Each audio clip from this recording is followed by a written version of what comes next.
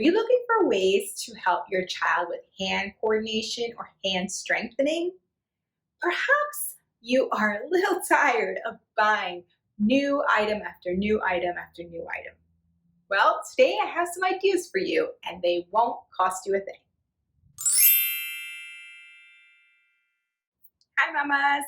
This is Amy Baez, pediatric occupational therapist and founder of Playapy, and I'm here to provide you with some playful solutions and powerful results. If you've already seen one of the Playapy videos, then you're already familiar with me, but I'd love to get to know you. So please leave a comment, subscribe, and share these videos with others. Now, I want to tell you today about some simple ways that you can find items in your home that can be used for fine motor skills. We all want children to meet their developmental milestones. One of the things they have to do is use those small muscles in their hands to develop the coordination that they need to do other skills as they get older.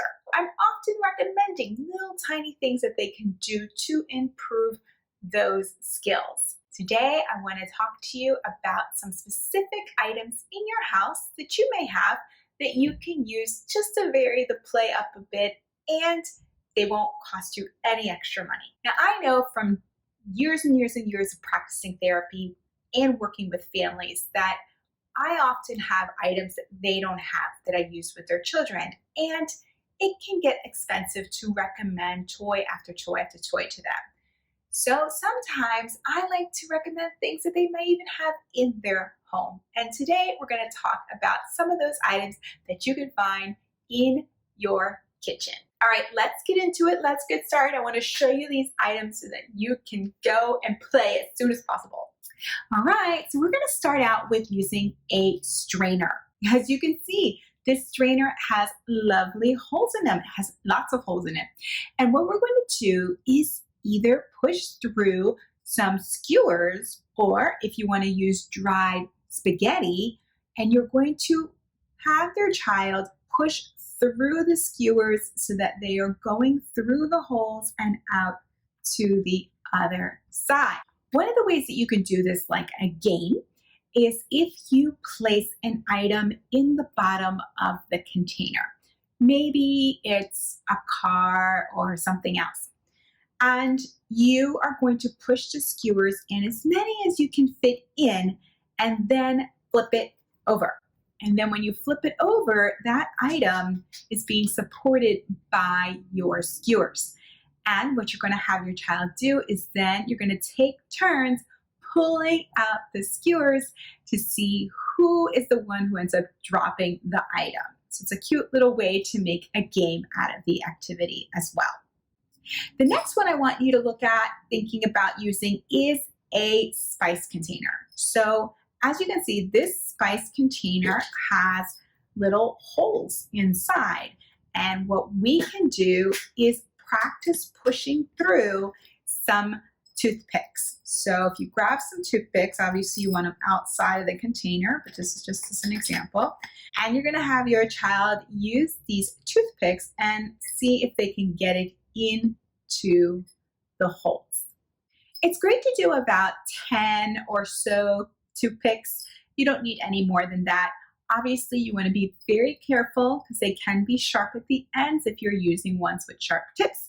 Just keep that in mind depending on your child. If you have a child that has a lot of unpredictable behaviors, may not be the best activity for them, but if you give them great supervision, I'm sure you'll be fine.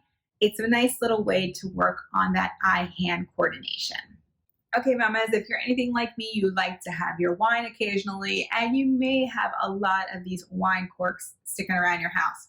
So what you can do with these is use those toothpicks again, and you're going to connect some other wine corks, and you're going to make them into some figures like little people. And at the top, you can use something like a marshmallow. And if you don't have marshmallows on hands, you can use maybe an olive to represent a head. So using these toothpicks and wine corks are a great way to work on bilateral coordination, which is using two hands at the same time to complete a task. These are great for using multiple ones to use as a constructional toy. So try it out. Maybe that'll be fun for your child as well. The next item I have here is a tea infuser. What are we going to do with this? Well, what I like to do is use it to transfer objects from one container to another. So this is really working on hand strengthening because you have to use your whole hand to push open this. Takes a lot of strength. So what we're going to have them do is open it up, dig through, get some treasure, and put it into another container. What I like to try is using some dried popcorn. It looks gold and like treasury, so I pretend like it's gold, and we dig in and we grab our gold and we put it into our container so that we can take our buried treasure somewhere else. As you can see, I have some tongs here, and these are really great for transferring objects from one container to another, just like you do when you're cooking. You can tell whether a tongs can be a little too difficult for your child based on the strength of it. So I have one here that is really hard for me to push.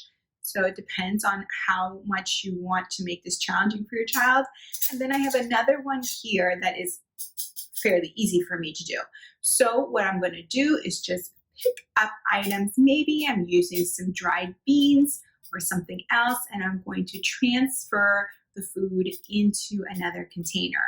If you want to use real food with your child, I would encourage that if you feel like they're comfortable enough. It's really rewarding for them to feel like you trust them enough.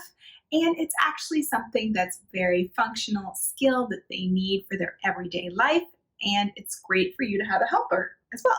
Now, if you have a clean, unused sponge available, you can use this to work on some strengthening skills with your child. So what you're going to have your child do is just put this sponge into some water and squeeze it and see how much water they can build out of it. You can have them soak it in one container and then squeeze it into another to see how much water they can squeeze out.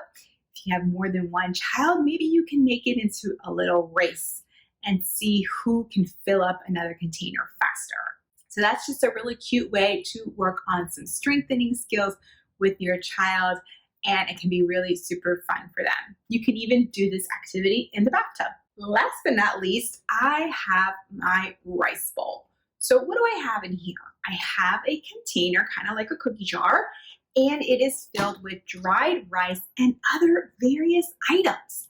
And what I love to do with this is have children pick out the items and see how many items they can get in there without knocking out too much of the rice.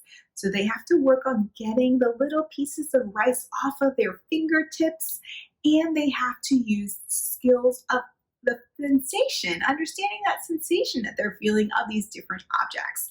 Now I have all kinds of little things in here. I have buttons, and I have little koosh balls, and I even have some weird objects like a keychain. I know I have a key in here. So I have some items that they may be familiar with and some that they may not be, but it's really cool for them to have to keep digging, right? Some of your kids that have some sensory sensitivities may not really like this activity, but that's great because that means you need to work on that. And this is a great way for them to work on desensitizing some of their fingertips so that they're more comfortable with doing other types of activities as well. So use this idea to get them to explore. I like to use the story of looking for buried treasure because I think it makes it a lot more fun for them. And I like to give them a targeted number of items. So I might say, okay, we have to get 10 today.